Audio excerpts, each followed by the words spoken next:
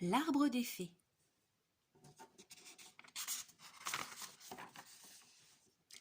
Lorsque j'étais encore une petite fille, j'ai trouvé une clé. Et j'ai appris par la suite que c'était la clé de la réserve des étoiles. C'est ainsi tout d'abord que j'ai découvert l'existence des fées. Mais il s'agit là d'une toute autre histoire. Je prendrai le temps un jour de vous la raconter. En ce qui concerne l'arbre des fées, un soir de Noël, alors que j'étais en grande discussion avec les oiseaux de mon jardin, vous savez bien sûr que tous les animaux peuvent parler pendant la nuit de Noël, dès que minuit sonne. Je vis tout à coup l'un des arbres de mon jardin s'illuminer de 1000 feux. Habituée à détecter la présence des fées depuis l'épisode dont je vous ai parlé plus tôt, je pensai immédiatement à elles. Et, après m'être excusée auprès de mes amis à plumes, je courus rejoindre mes autres amis enchantés. Ils furent très surpris de me voir, car le soir de Noël, il est d'usage pour les humains de se réunir en famille, et non pas de se promener en discutant avec les habitants à poil et à plumes au fond de leur jardin. Tout autour de l'arbre, de grands champignons diffusaient cette lumière féerique qui avait attiré mon attention. Champignons sur lesquels des enfants fées jouaient à saute-mouton, ou saute-champignon, question de point de vue. Comme toutes ces fées étaient de mes amies, elles me permirent d'assister à leur petite fête et m'expliquèrent ce qu'elles faisaient. Ce soir-là, comme aux quatre coins du monde, les fées choisissaient un arbre parmi ceux qu'elles connaissaient le mieux et qui conservait le plus de feuilles en hiver. Elles connaissaient très bien tous les arbres de mon jardin pour m'avoir souvent rendu visite. Bien souvent, en hiver, il reste sur certains arbres quelques feuilles accrochées. Ce seront autant de vœux qui seront exaucés si, le jour de l'an, elles n'étaient pas tombées. Sur chaque feuille, un charme était jeté. Ce charme consistait en un sort d'écriteau-télépathie. Tous les vœux sincères et désintéressés, à des kilomètres à la ronde, venaient s'inscrire sur les feuilles enchantées. Celles qui, le jour du Nouvel An, n'étaient toujours pas tombées, seraient celles qui porteraient tous les vœux qui seraient réalisés par les fées elles-mêmes. C'était leur cadeau de bienvenue à la nouvelle année qui commençait et à l'humanité qui voulait bien croire en elle. Si le vœu est sincère, les fées le réalisent. S'il est intéressé, il n'a pas de valeur. Mais surtout, il doit être formulé en secret par un être pour un autre, et jamais pour soi-même. Les fées, parfois, en font à notre égard, si durant cette année nous leur avons parlé. Il n'est pas rare qu'une fée soit posée sur notre épaule sans que nous puissions la voir, et qu'elle écoute avec bienveillance nos prières secrètes. Pourtant, me confia la reine des fées, les fées ne pouvaient plus toucher autant d'humains qu'auparavant, car dans certains lieux elles n'avaient plus leur place, ou pas assez d'arbres pour en choisir un chaque année.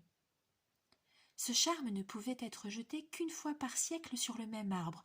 Elles l'avaient appris à leurs dépens lorsqu'elles avaient vu périr les uns après les autres les arbres des villes, qui s'étaient vus 2 fois plus sollicités que les autres, du fait même de leur rareté. La reine me dit que les humains croyaient de moins en moins en leurs rêves, puisqu'ils se réalisaient beaucoup moins facilement. Par ricochet, ils étaient donc de moins en moins nombreux à croire aux fées. Le problème avec les fées, c'est que si on n'y croit plus, elles meurent. Alors vous imaginez l'hécatombe qu'entraînait ce pessimisme humain ambiant.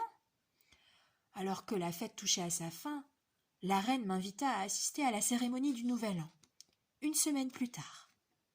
Je la remerciai et lui dis que, dans l'intervalle, je chercherais une solution à cette pénurie d'arbres et de vœux à exaucer. Lors de ma première aventure en féerie, c'est mon imagination qui avait démêlé la situation, ainsi que du papier et des ciseaux. Pendant toute la semaine, je mis mon esprit en branle. Les ciseaux allaient bon train, eux aussi, car j'avais trouvé une solution. Une idée toute simple m'était venue, qui allait peut-être, une fois de plus, aider mes amis. Le soir du réveillon du Nouvel An, comme promis, je retrouvai la reine des fées et ses sujets au pied de l'arbre qu'elles avaient choisi. À minuit, toutes les feuilles restées accrochées à ses branches s'illuminèrent, et j'entendis dans une pluie de soupirs tous les vœux de bonheur de mes amis et voisins.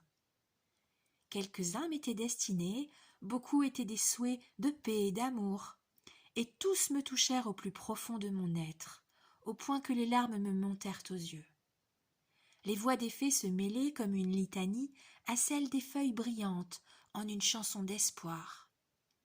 Au son de cette mélodie, les ailes des fées, les yeux de leurs enfants, les couleurs de leurs robes cristallines, tout semblait plus chatoyant, plus lumineux, plus coloré. Tout, en fait, était joie et espoir.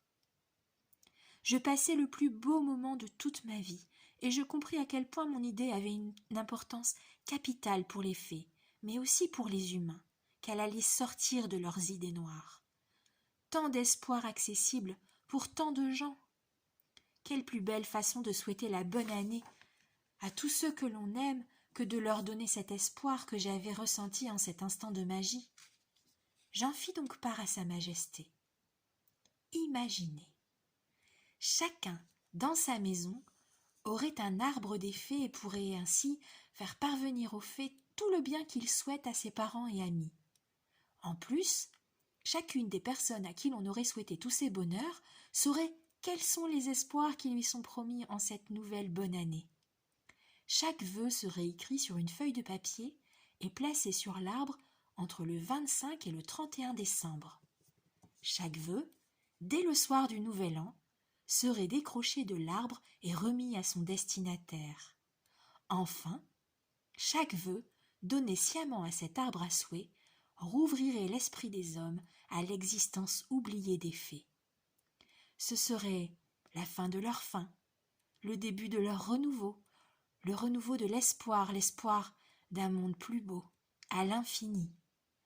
Une année merveilleuse tous les ans dans les maisons du monde entier, car nous avons tous de merveilleuses choses à souhaiter à quelqu'un.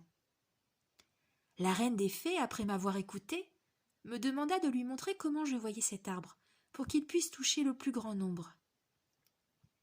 Je lui montrai alors et elle hocha la tête, l'air satisfait. Elle me dit alors qu'elle serait chez moi l'an prochain, le matin de Noël, visible seulement à mes yeux, et qu'elle viendrait également à minuit le soir du jour de l'an, pour exaucer les vœux de mon arbre, de l'arbre de leur espoir de revivre à nouveau dans le cœur des humains. Chaque année, depuis lors, mon arbre est installé, les vœux sont destinés et y sont accrochés. Chaque année, par un rayon de lumière, la reine des fées me signale sa présence et sourit en voyant la joie de ceux qui reçoivent. Et chaque fois qu'un souhait se réalise, un peu plus tard dans l'année, je ne peux m'empêcher de sourire à mon tour de ce qu'un arbre de plus a pu exaucer le souhait de mon ami, sauver les fées de l'oubli.